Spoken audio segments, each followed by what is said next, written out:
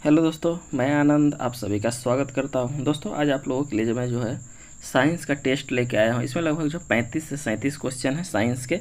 इसे आप लोग जो टेस्ट दीजिए और इसके जो कमेंट बॉक्स में आप लोग ज़रूर बताइएगा कि आप लोगों ने कितने क्वेश्चन इसमें जो है सही किए हैं। ठीक है, ये आपका जो है समझ लीजिए कि एक टेस्ट हो रहा है कि आपने जो साइंस में कितना पढ़ा है उसी का आपका रिवीजन भी एक तरह से हो जाएगा। ठीक है, तो चलिए स्टार्ट करते हैं इस टेस्ट को। कमेंट बॉक्स में ज़रूर बताइएगा कितने आप लोगों ने सही किए। ठीक है, चलिए आपका पहला क्वेश्चन है सत्य फल, है ना। फल दो प्रकार के होते हैं, सत्य फल और असत्य फल होते हैं। तो असत्य फल कहाँ से उत्पन्न होता है? पुष्पक्रम से, अंडप से, अंडाशय से या बीजांड से?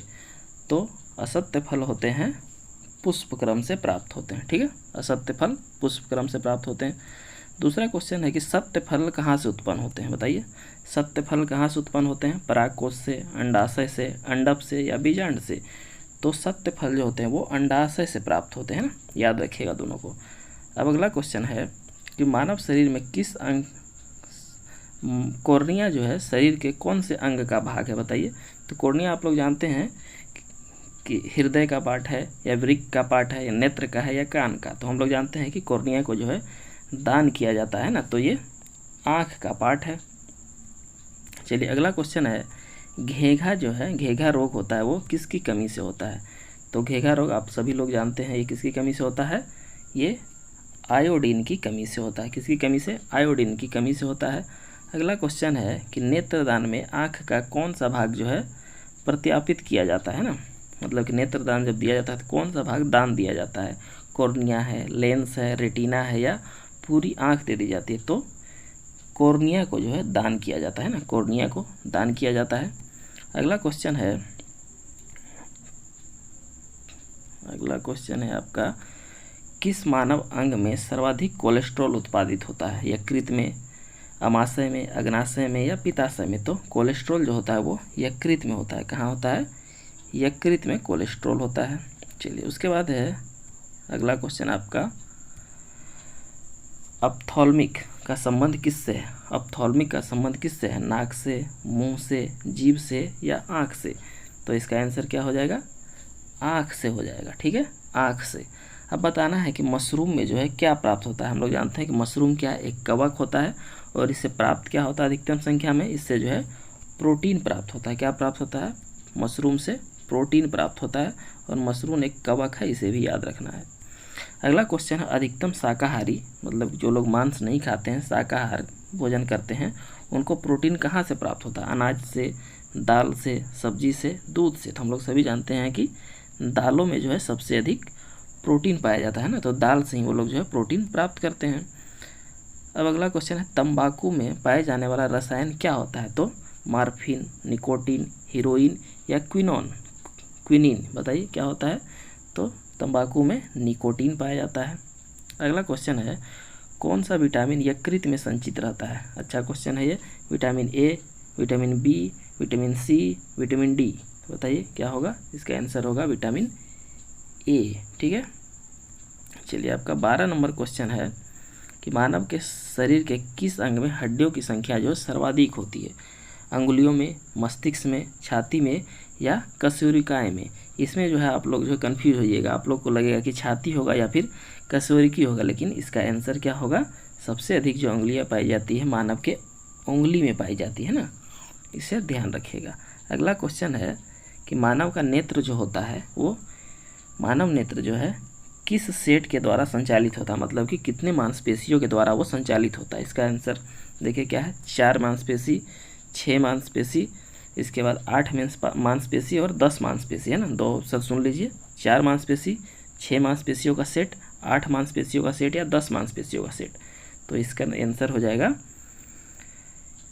जाएगा, 6 मांसपेशियों का सेट होता है। कितने का? 6 मांसपेशियों का सेट होता है। चलिए अब हम लोग अगला क्वेश्चन देखते हैं। चलिए आपका अगला क्वेश्चन है, क्वासिकोर तथा मरासमस नामक बीमारी किसकी कमी से होती है? इसे बहुत ही अच्छे तरीके से आप लोग को याद रखना, ये बहुत एग्जाम में आता है। क्वासिकोर और मरासमस किससे होता है? कैलोरी से, क्लोरीन से, प्रोटीन से या फॉस्फोरस से? तो इसका आंसर क्या हो जाएगा? प्रोटीन से होता है। ठीक है, चलिए अगला क्वेश्चन है आपका, मधुमेह जिसे कि इंग्लिश में डायबिटीज कहते हैं, ये किसकी कमी से होता है? किसके कारण होता है? इंसुलिन की कमी से, पस की कमी से, लार की कमी से, या लोहे की कमी से। तो इसका आंसर क्या हो जाएगा? इंसुलिन की कमी से, है ना। इंसुलिन कहाँ से? बीटा सेल से निकलती है, ठीक है। चलिए इसके बाद है खून का थक्का किस विटामिन की कमी से होता है। मतलब खून का थक्का किस विटामिन की कमी से कारण नहीं जम पाता है, ये बताना है, ठीक है। ये जो नहीं है ना, ये जब एग्जाम हॉल में बैठिएगा तो इस पर भी आपको ध्यान देना बहुत ही ज़रूरी होता है, ठीक है। तो बताइए खून का थक्का किसकी कमी से नहीं होता है? विटामिन सी, विटामिन के, विटामिन ए और विटामिन डी। तो इसका आंसर हो जाएगा विटामिन के कारण जो है खून का थक्का नहीं जम पाता है, ठीक है। चलिए अगला क्वेश्चन है, सबसे अधिक लोहा किस में पाया जाता है? बताइए। अंडा में, हरी सब्जी में, दूध में, सेब में। तो हरी सब्जी, और हरी सब्जी में भी सबसे अधिक किस में पाया जाता है? पालक में सबसे अधिक पाया जाता है, ठीक है। चलिए इसके बाद है एलर्जी प्रतिक्रिया किस कारण से उत्पन्न होता है ना। कौन सा रोग जो है एलर्जी के कारण होता है? तो दम्मा, अनीमिया, हीमोफीलिया या फिर पोलियो। ये भी बहुत ही अच्छा क्वेश्चन है, देखता हूँ इसका कौन कौन सही आंसर दे पाता है, ठीक है। तो इसका आंसर क्या हो जाएगा? ये दम्मा होगा। दम्मा जो होता है वो एलर्जी के कारण होता है, ठीक है। चलिए इसके बाद है एंटीटॉक्सिन का इंजेक्शन किसकी रोकथाम के लिए दिया जाता है? बताइए। एंटीटॉक्सिन क्या किसकी रोकथाम के लिए आता है? टेटनस या फिर ट्यूबरकुलोसिस, टाइफाइड या फिर फ्लूरोसिस, किसके कारण होता है? किसके रोकने के लिए दिया जाता है ये? तो ये आता है टेटनस के रोकने के लिए कारण। किसको रोकने के लिए? टेटनस को रोकने के लिए ये दिया जाता है, ठीक है। अब देखना है अगला क्वेश्चन है, कौन सा रोग ठीक नहीं किया जा सकता है? मतलब कि कौन सा रोग जो जिससे कि कभी ठीक नहीं किया जा सकता, मतलब उसका इलाज नहीं किया जा सकता है? कलर ब्लाइंडनेस या फिर दूर दृष्टि दोष, निकट दृष्टि दोष या परेसबोपिया, है ना। तो आप लोग सभी जानते हैं निकट दृष्टि दोष का भी इलाज है, दूर का भी है, इसका भी। लेकिन ये कलर ब्लाइंडनेस को जो है कोई भी बीमा इसका इलाज अभी तक नहीं है, ठीक है। चलिए अब है अगला क्वेश्चन कि बिडाल टेस्ट का उपयोग किसके लिए किया जाता है? ये भी बहुत ही अच्छा क्वेश्चन है, तब ठीक है। बिडाल टेस्ट का उपयोग किसके लिए किया जाता है? मलेरिया, टाइफाइड, हैजा या पीत ज्वार। बताइए। ये होता है टाइफाइड के लिए, है ना। बिडाल टेस्ट किसके लिए होता है? टाइफाइड के लिए है, याद रखना इसे आप लोग को। अब अगला है एस्टिग्मेटिज्म नामक बीमारी किस मतलब कि शरीर के किस अंग से संबंधित है, ठीक है। तो इसका आंसर क्या होगा? बताइए। कान में, आँख के से संबंधित है, नाक से संबंधित है या फिर गले से संबंधित है? तो ये जो है आँखों से संबंधित है ना। किससे? आँखों से संबंधित है। चलिए अगला क्वेश्चन है, चेचक के टीके का खोज सर्वप्रथम किसने किया था? तो यह आप लोग तो सभी जानते ही होंगे, लेकिन ये फिर भी आपके एग्जाम में जो बहुत आता है, Johnny Salk, Ronalds Road, Edward Jenner या रॉबर्ट कोच। तो इसका आंसर क्या हो जाएगा? Edward Jenner. इसके बाद है मवेशियों में अर्गोटिज्म नामक रोग किसके कारण होता है? मवेशियों में अर्गोटिज्म नामक रोग किसके कारण होता है? जीवाणु से, विषाणु से, कवक से या फिर कीट से? तो इसका आंसर हो जाएगा किससे? अर्गोटिज्म जो होता है ये कवक से होता है ना। मवेशियों में ये कवक के द्वारा होता है। चलिए इसके बाद अगला क्वेश्चन है, ORT जो है उपचार की एक विधि है, ये किसके उपचार के लिए इसका प्रयोग किया जाता है? ये बताना है। अरक्तता से, बेरी से, कैंसर से या फिर अतिसार से? तो इसका प्रयोग किया जाता है किसके लिए? अतिसार में इसका प्रयोग किया जाता है। अगला क्वेश्चन है, HIV किससे संबंधित है? HIV का संबंध किससे है? HIV क्या है? कैंसर, प्लेग, हेपेटाइटिस या फिर एड्स? तो एड्स जो है HIV से होता है, ठीक है। अगला क्वेश्चन है, निमोनिया जो है किस अंग को प्रभावित करता है? बताइए। निमोनिया फेफड़े को, जीभ को, यकृत को या फिर श्वास नली के? तो निमोनिया जो है ये फेफड़े को प्रभावित करता है, ठीक है। चलिए अगला क्वेश्चन है, निमोनिया किसके कारण उत्पन्न होता है ना? बैक्टीरिया से, शैवाल से, कवक से या फिर वायरस से? तो ये बैक्टीरिया से होता है। किससे होता है? बैक्टीरिया से होता है। अगला क्वेश्चन है, रिकेट्स एक बीमारी है जो कि किससे उत्पन्न होता है? रिकेट्स बताइए। मांसपेशियों से। रिकेट्स कुत्तों के काटने से होता है।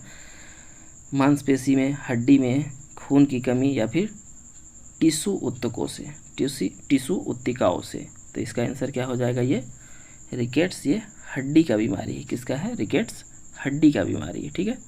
चलिए किसके इलाज में केमोथेरेपी का उपयोग किया जाता है? ये बताना है।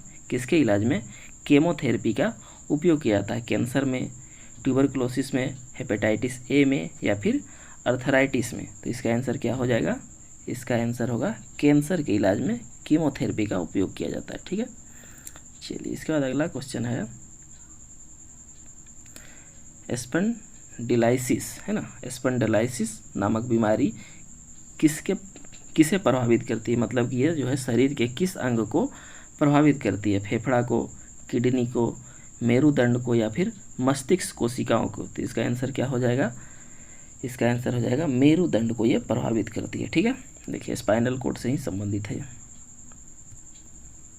देखिए अगला क्वेश्चन है एथलीट फूड। ये भी आपके एग्जाम में बहुत ही पूछा जाता है कि एथलीट फूड का संबंध किससे? ठीक है, एथलीट फूड रोग जो है किससे होता है?